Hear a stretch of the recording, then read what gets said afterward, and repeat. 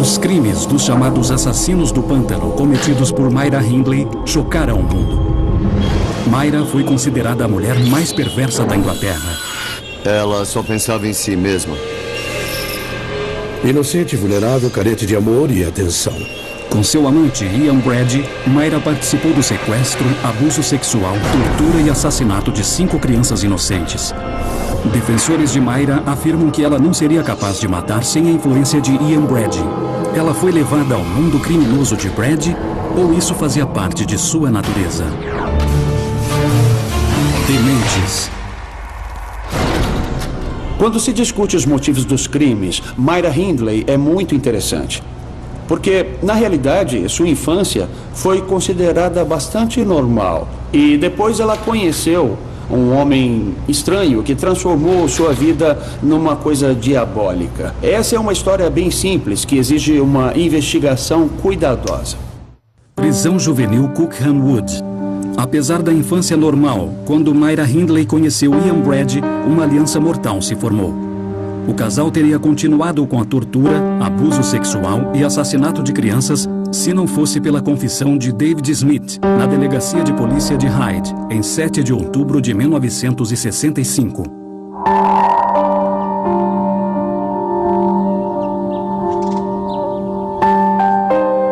O último assassinato cometido foi o de Edward Evans. Ele era um adolescente que conheceu o casal na estação central e foi convencido a ir para casa com eles. Myra disse que Ian o havia levado para transar. Trouxeram Edward com eles.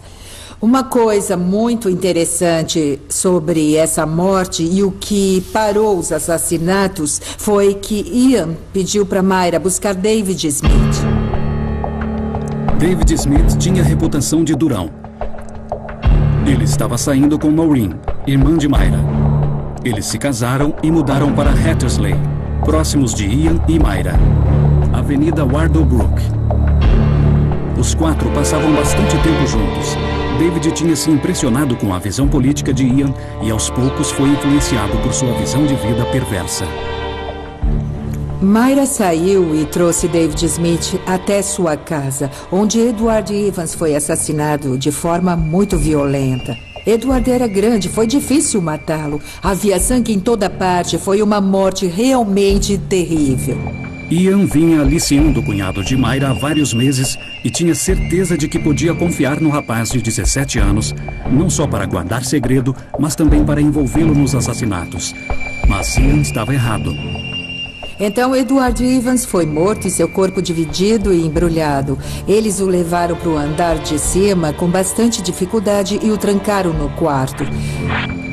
David não disse o quanto se envolveu no assassinato, mas disse que teve que fazer certas coisas porque Ian o controlou e o forçou a fazer. Ele disse que fez o que foi preciso fazer, limpar e ajudar Myra e Ian naquela noite.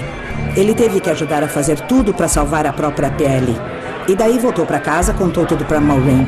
Com uma faca enorme para se proteger, foram até a cabine telefônica, ligaram para a delegacia e ficaram lá até a polícia chegar. Os 2 estavam realmente apavorados e horrorizados. David Smith então contou o que havia acontecido. Myra não participou do assassinato. Ela estava na cozinha. Mas com certeza participou da limpeza da casa. Afinal, como podemos imaginar, havia muito sangue. E David também revelou que Myra fez comentários irreverentes sobre o sangue e os pedaços pelo quarto. A cena do crime do assassinato de Edward Evans era um festival brutal de sangue espalhado. E no meio disso, Myra Hindley se colocou como uma dona de casa feliz e ocupada numa situação doméstica comum. Ela achou normal uma coisa absurda dessa. Essa visão particular ajudou a se afastar da realidade, do terror em que estava envolvida. A história de David e Maureen foi levada a sério pela polícia. Mais de 20 policiais foram até a casa de Ian e Myra. David Smith tinha alertado sobre armas na casa, então eles decidiram agir disfarçadamente. Quando bateram a porta e Myra atendeu, não havia um policial e sim um vendedor de pães com uma cesta cheia. Myra disse, estamos sem pão, e o homem disse, sou da polícia, e eles entraram. Os policiais quiseram fazer uma busca, mas houve resistência. No final, é claro que acabaram cedendo e o corpo de Edward foi encontrado. A polícia mal sabia que tinha se deparado por acaso com um dos casos criminais mais famosos da Inglaterra, os assassinos do pântano. Ian Brad foi preso imediatamente, mas Myra Hindley foi interrogada e permitiram que fosse para casa. Não acreditaram que estivesse envolvida. No entanto, por causa da insistência de David de que talvez houvesse mais crianças e assassinatos, a polícia continuou a investigar e fizeram uma busca detalhada na casa. Eles encontraram uma lista que Ian disse que era um plano de assalto. Havia iniciais enigmáticas nela. Uma delas era PB. E em um livro de orações encontraram um canhoto de guarda-volumes de uma estação em Manchester. Descobriram qual era a estação e foram buscar a bagagem. A maioria dos assassinos em série guarda algum tipo de troféu dos crimes. Pode ser anel, joia ou até cabelo. Nessa valise, eles encontraram todas as fotos e gravações dos últimos minutos de vida de Leslie Ann Downey. Brad e Hindley não foram exceção. Eles tinham fitas gravadas da tortura, do assassinato e das súplicas de Leslie Ann Downey. A menina de 10 anos havia desaparecido misteriosamente na região 6 meses antes. David Smith contou à polícia que Ian fazia piadas sobre enterrar crianças no pântano. Por fim, pelas fotos de Myra e Ian com o cachorro, eles puderam achar um local onde acreditaram que encontrariam corpos enterrados. Ela foi presa e acusada alguns dias depois de Ian. E o cachorro Puppet também foi levado sob custódia porque se a polícia pudesse descobrir a idade do animal, poderia definir a data em que algumas fotos foram tiradas. O veterinário anestesiou e tentou descobrir a idade através dos dentes. Tragicamente, Puppet morreu e Myra Hindley começou a gritar na delegacia: assassinos!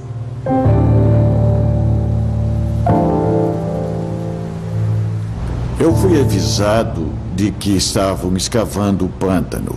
Eu era um repórter bem jovem e meu trabalho foi dirigir por lá à noite, esperando ver a polícia escavando. O pântano de Saddleworth é um lugar bem sinistro, para dizer o mínimo, e ficar lá de madrugada, no escuro, sabendo que podia haver crianças enterradas lá, foi muito estranho. Na verdade, foi bem assustador.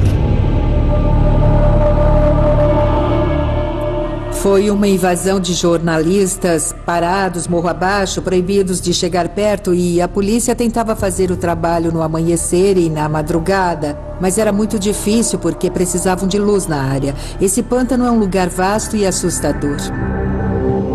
A polícia acreditava que os corpos de 4 crianças desaparecidas poderiam estar enterrados no pântano. E o trabalho deu resultado. Em 10 de outubro de 1965, o corpo de Leslie Ann Downey foi encontrado. 11 dias depois, o corpo de John Kilbride, de 12 anos, também foi desenterrado. Ele havia desaparecido sem deixar rastros em 11 de novembro de 1963. Em 1965, este era um caso único. Pela primeira vez na história britânica, uma mulher havia se envolvido numa parceria assassina que envolvia estupro e morte em série de crianças. O que transformou Myra neste monstro? Foi culpa da natureza ou de sua educação? Assim que os detalhes começaram a surgir, principalmente na comunidade local, houve um sentimento de revolta. É difícil compreender o que eles fizeram e continuaram fazendo. Para entender a natureza assassina de Myra Hindley, é preciso examinar o período todo de matanças. Mas ainda é mais importante examinar a infância de Myra e seus aspectos.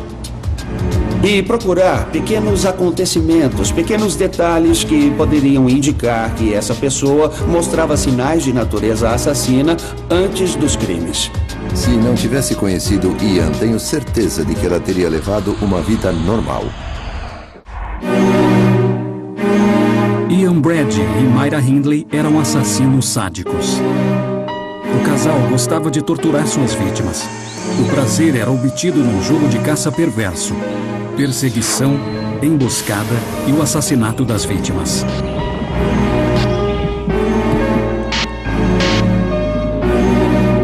No caso de Ian e Myra, as vítimas preferidas eram crianças. Que pessoa normal conseguiria ver um homem abusar sexualmente de uma criança, torturar, estrangular, assassinar, cavar uma cova no pântano, jogar dentro, ir embora e ainda dormir à noite? Ela fez isso durante anos. Como uma criança aparentemente normal se torna uma adulta tão perversa que sente prazer com abuso sexual e assassinato de crianças? Quando analisamos assassinos em série como Myra Hindley, é preciso examinar com cuidado não só o período em que os crimes foram cometidos, mas também a sua infância, para separar as coisas que podem ser provocadas pelo ambiente das coisas que poderiam existir biologicamente o tempo todo e como tudo isso se interliga.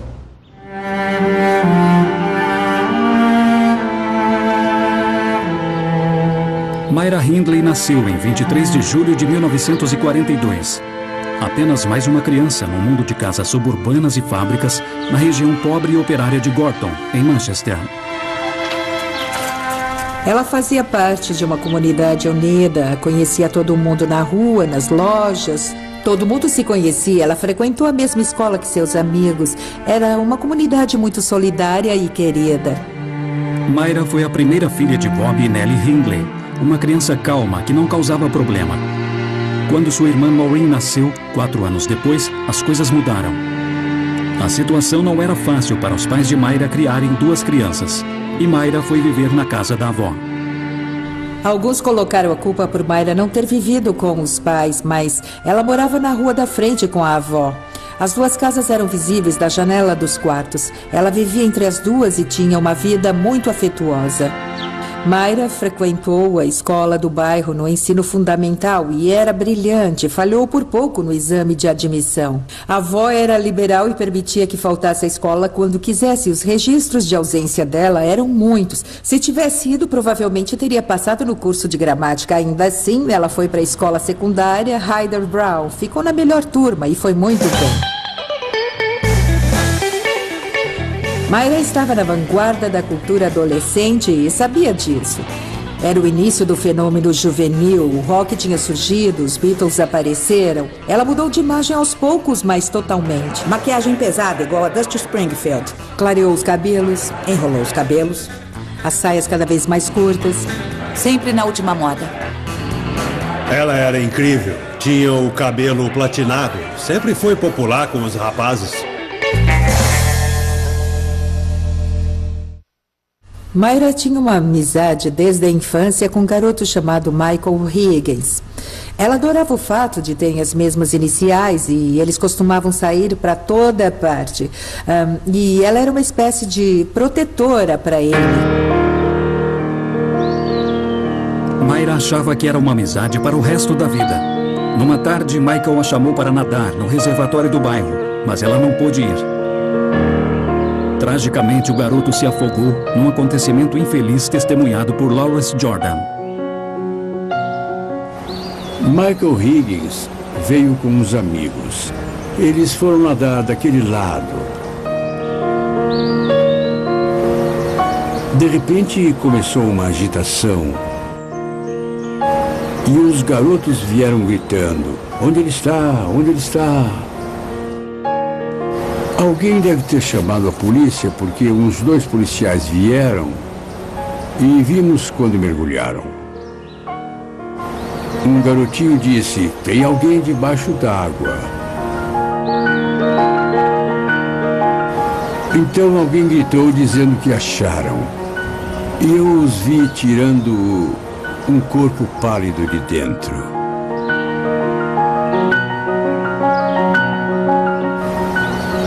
Rapidamente colocaram na viatura e eles passaram por nós ali embaixo. A estrada vinha de lá. Deve ter sido muito traumático para Myra, porque se era amiga dele e viu quando tiraram da água, isso naturalmente ficaria na mente dela para o resto da vida, já que ficou na minha.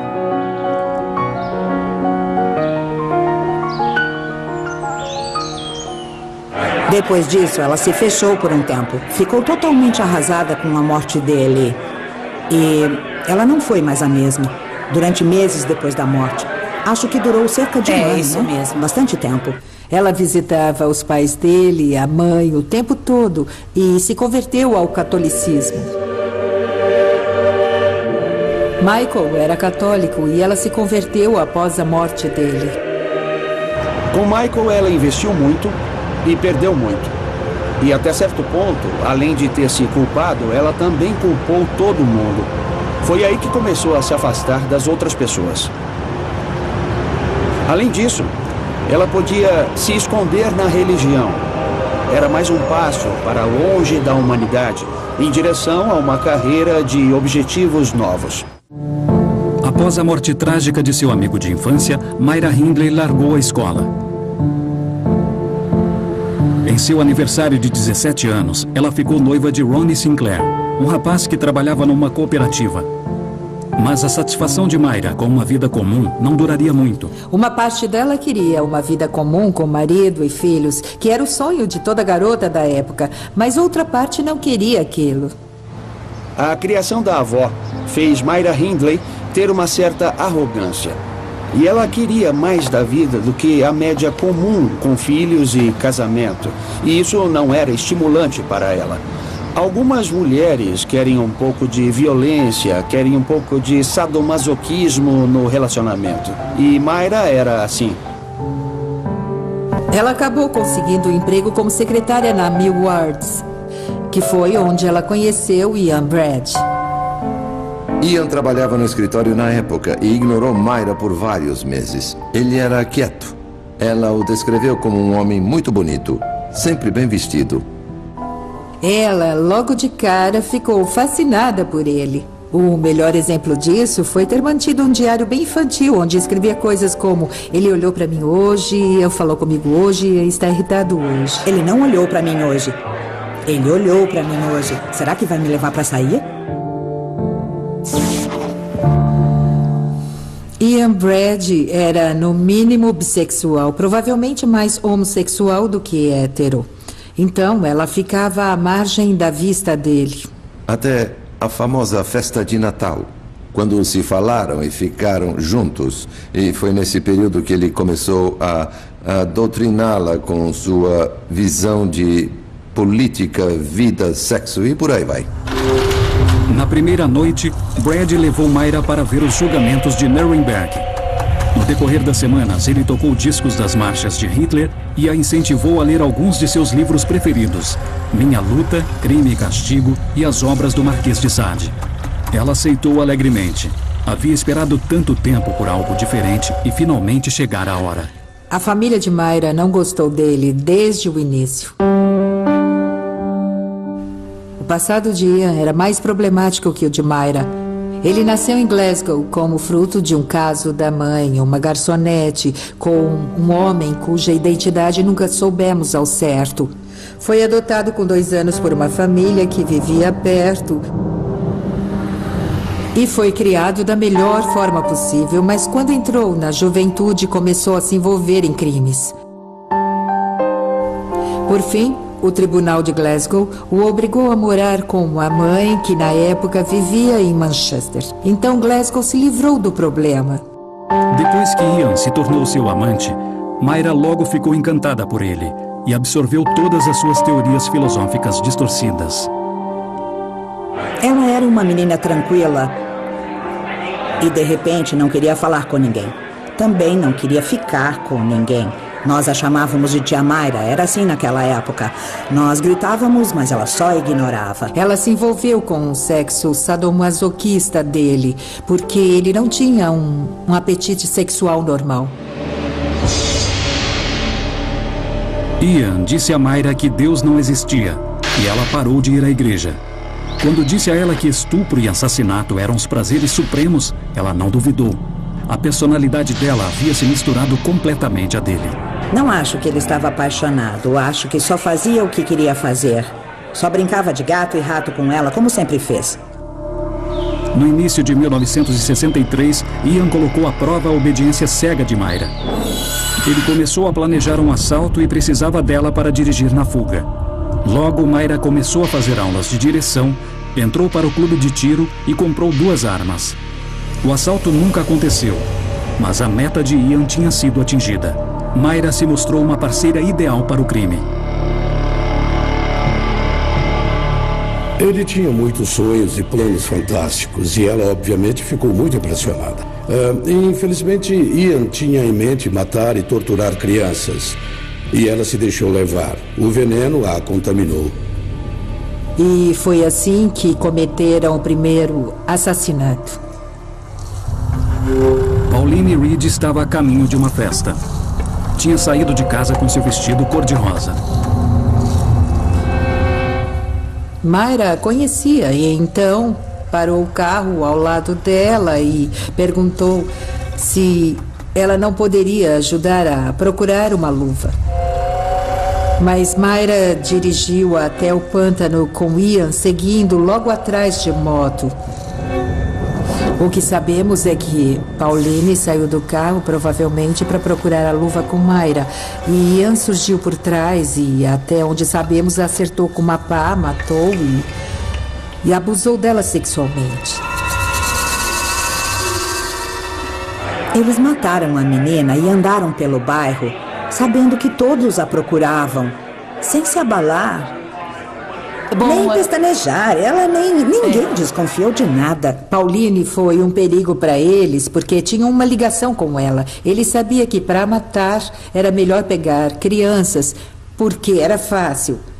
Myra devia pegar porque era o jeito mais fácil de agir e com crianças que não conheciam. Isso os levou a encontrar John Kilbride.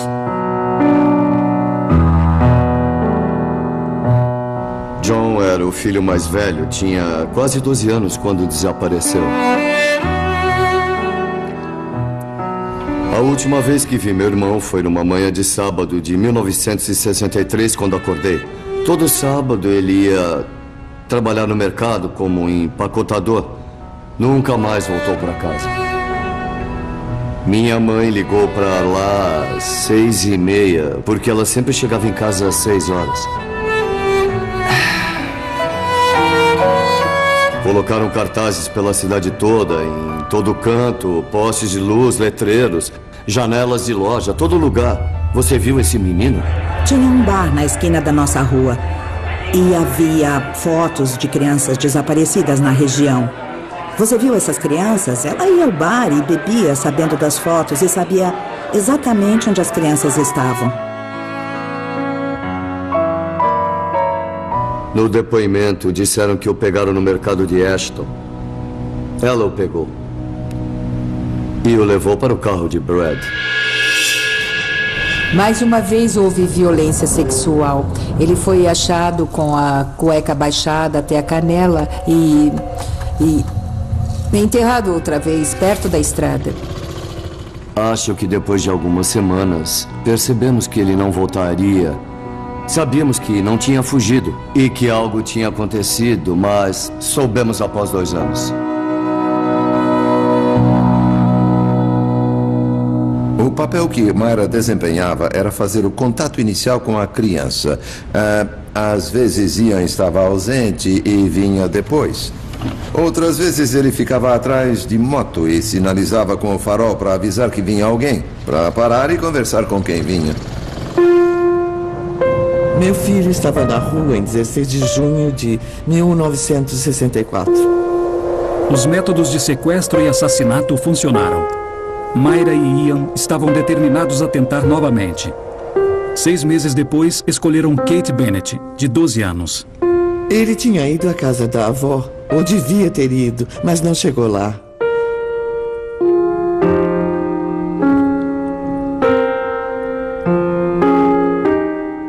E quando minha mãe apareceu em 16 de junho, eu perguntei, cadê o Kate? Ela disse que não sabia. E eu disse, ele devia estar na sua casa.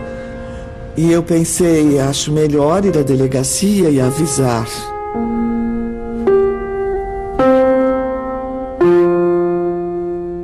tempo depois, a polícia pegou Brad e depois Myra. E me disseram: achamos possível que eles tenham algo a ver com o desaparecimento e também com o sequestro do Kate. Houve uma diferença com Kate porque ele foi levado bem para dentro do pântano. Foi mais de 1 quilômetro, um caminho longo para uma criança pequena. Pelo que soubemos, ele o acertou na nuca, o derrubou, depois o enforcou com uma correia de borracha e quebrou o pescoço dele. E depois ele estuprou o menino. Largaram as roupas onde o enterraram. Kate não sabia que estava indo morrer.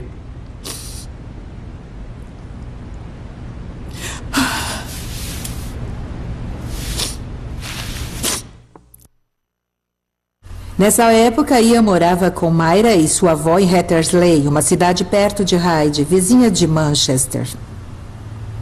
Eles se mudaram e os vizinhos ficaram impressionados, pois Ian estava empenhado em fazer um jardim, reformaram a casa. O termo Yuppie ainda não existia, mas se existisse, eles seriam vistos assim, como um casal em ascensão.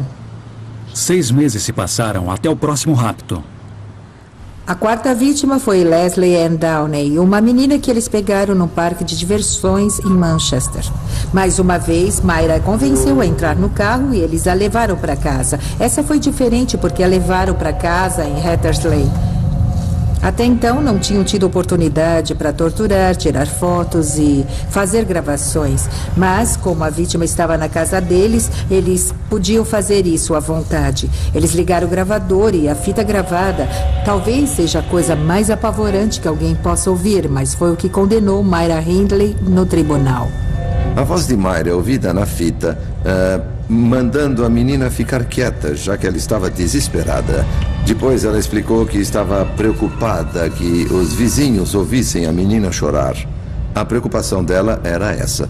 Leslie Ann Downey implorava: por favor, mamãe. Ela chamou de mãe o tempo todo, talvez para apelar para o instinto maternal de Myra. Talvez desse certo, apesar das coisas horríveis. Mas Myra amarrou uma mordaça em Leslie. Nós não sabemos que abusos cometeram. Ela diz que não houve abuso sexual. Provavelmente houve.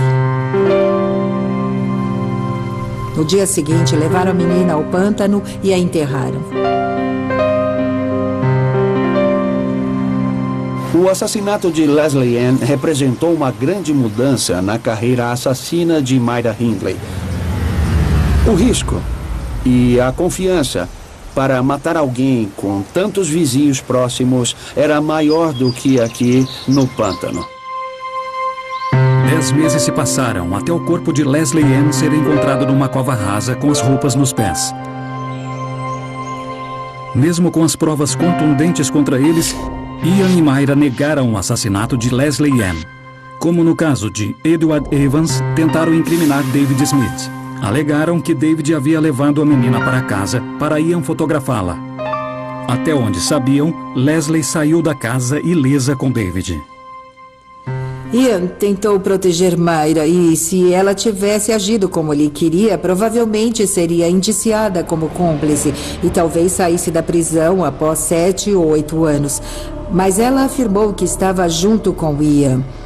Ela só disse: Ian é inocente, eu sou inocente, e repetiu isso várias vezes. A evidência que ligou Ian e Myra ao assassinato de John Kilbride, ainda que não fosse grande, foi suficiente para incriminá-los. Encontraram o nome do garoto escrito com a letra de Ian em seu caderno e uma foto de Myra na cova de John, no pântano.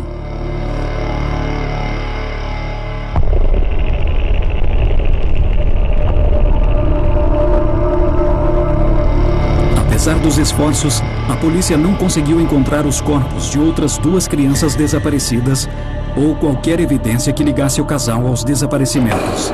Ian Brad foi acusado dos 3 assassinatos que a polícia tinha os corpos, o de Leslie Ann Downey, John Kilbride e Edward Evans. Myra foi acusada da morte de Leslie Ann e Edward Evans e por ser cúmplice do assassinato de John Kilbride. Ian foi condenado a 3 prisões perpétuas e Myra a 2. Myra foi levada à prisão de Holloway.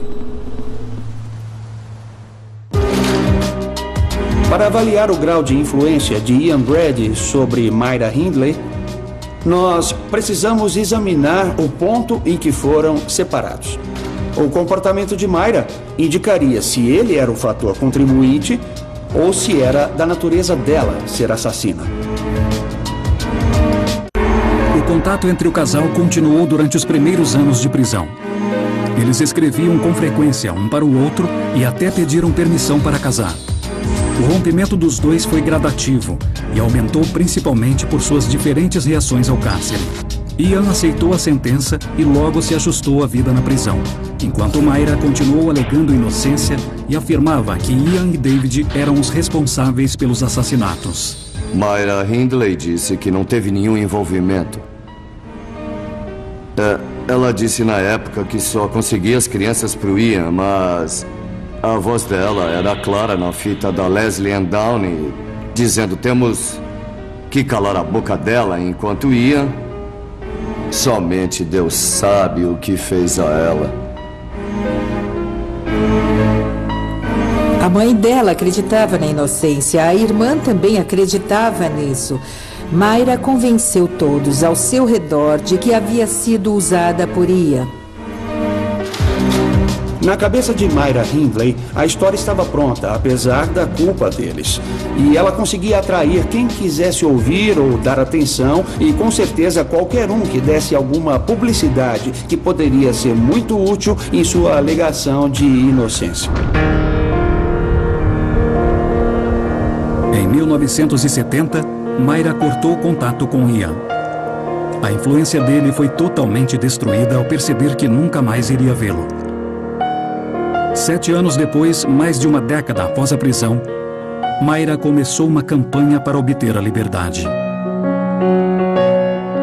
Ian Brady, ele nunca pediu a condicional. Ele queria cumprir a sentença. Pelo menos sabia o que tinha feito e não queria sair da prisão. Myra Hindley pediu a condicional várias vezes, só para atormentar as famílias. E isso é o que eu sei. O requerimento de condicional de Myra foi adiado por mais 3 anos.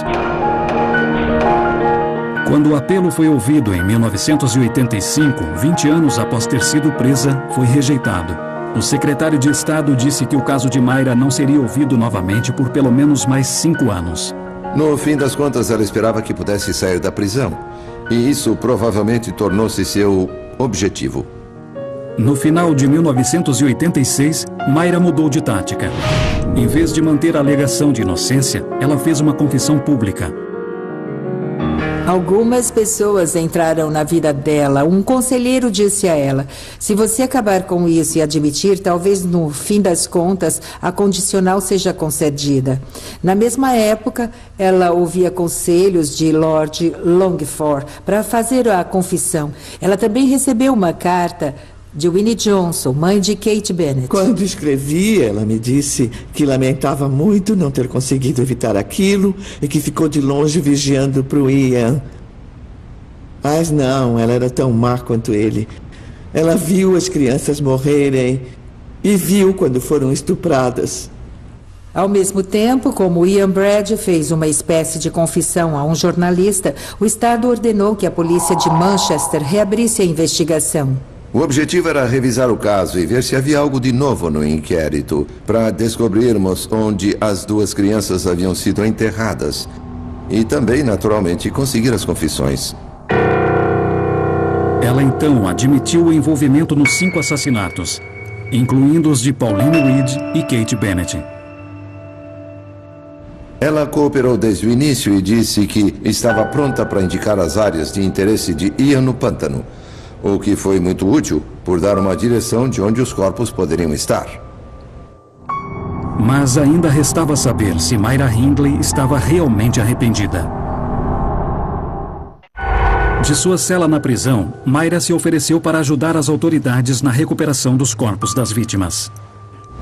Nos anos 80, quando disseram que poderia haver mais 2 corpos no pântano, e que havia chance de Myra ou Ian ir lá apontar o local exato, aconteceu um frenesi na imprensa. Muitos jornais alugaram helicópteros. Eu estava lá. Foi um caos. Ela estava ansiosa para ajudar. Não tenho dúvida alguma disso.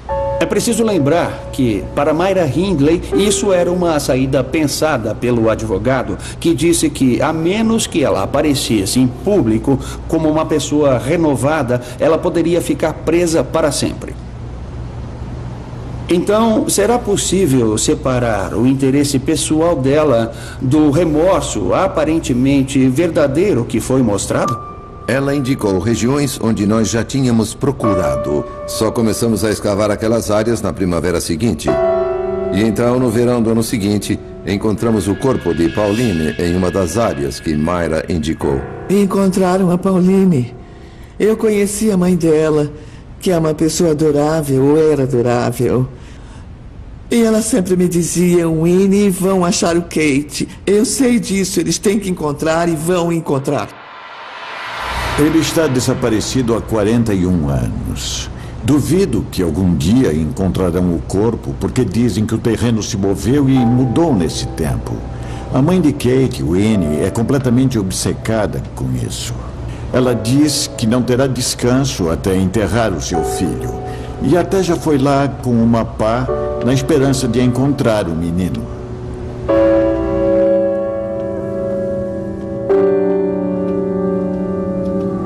Adoro esse lugar, porque sei que meu filho está aqui me observando. Se não fosse por isso, eu não viria. Mas sei que Kate está aqui e sabe que coloco flores na cerca para ele. Não importa o que eu tenho que passar, quero ele de volta.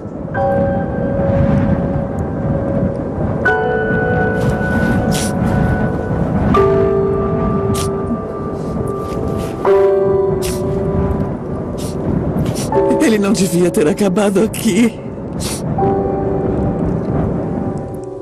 Eu já fui ao pântano e chorei muito por lá. E não é uma sensação agradável. Nem um pouco agradável. Mas pelo menos temos um lugar para visitar o John. Winnie Johnson ainda procura o filho dela. Depois de 40 anos, ela ainda procura o filho. O corpo de Kate nunca foi encontrado, mas a confissão de Myra deu à família uma ideia de como ele morreu. Ela pediu a ele que ajudasse com algumas caixas e o atraiu para o carro. Assim que chegaram no pântano, Ian levou o menino para dentro do vale, onde o estuprou, estrangulou e o enterrou em algum local. Na época da confissão, o advogado de Myra demonstrou acreditar que a chance de condicional havia aumentado bastante com a demonstração de remorso. Em 1988, ela me contatou para representá-la, numa época que ela entrou com várias apelações no Supremo Tribunal. As pessoas me diziam, tome cuidado, essa é a mulher mais calculista do país. Cuidado para ela não te manipular. Bom, eu tive muitos clientes que quiseram me manipular e posso afirmar que ela não fez isso. Bom, até onde eu pude ver, Myra Hindley era uma mulher muito esperta e manipuladora. Ela conseguia conduzir as autoridades em benefício próprio e trazer pessoas para a sua causa. O sistema penal sempre reconheceu que se houve mudança e correção, a condicional deveria ser garantida. Todos os especialistas alegaram que ela havia mudado. Para entender Myra Hindley, é preciso comparar sua vida na prisão com a vida de Ian Brady, que se tornou um homem atormentado. E Myra não. Ela se tornou uma defensora eloquente e bem articulada de sua própria inocência. Eu acredito que ela mudou. Acredito que ela passou de uma pessoa diabólica para uma mulher realmente arrependida pelos crimes horríveis que cometeu com Brady. Não sei o que ela queria alegando direito a condicional, já que poderia ser acusada pelo assassinato de mais 2 crianças. Eu teria usado esse argumento se ela tivesse saído. Na prisão, Myra reencontrou a fé no catolicismo. Ela continuou demonstrando remorso pelos crimes. Peço que me julguem pelo que sou agora, não pelo que eu fui. Muita gente recorre à religião para impressionar. um grupo de pessoas, em especial, nesse caso, a Comissão de Condicional. Todos os assassinos dos Estados Unidos devem buscar a luz. Devem ver Cristo. E a primeira coisa que fazem no domingo é ir comer bolacha com chá na igreja.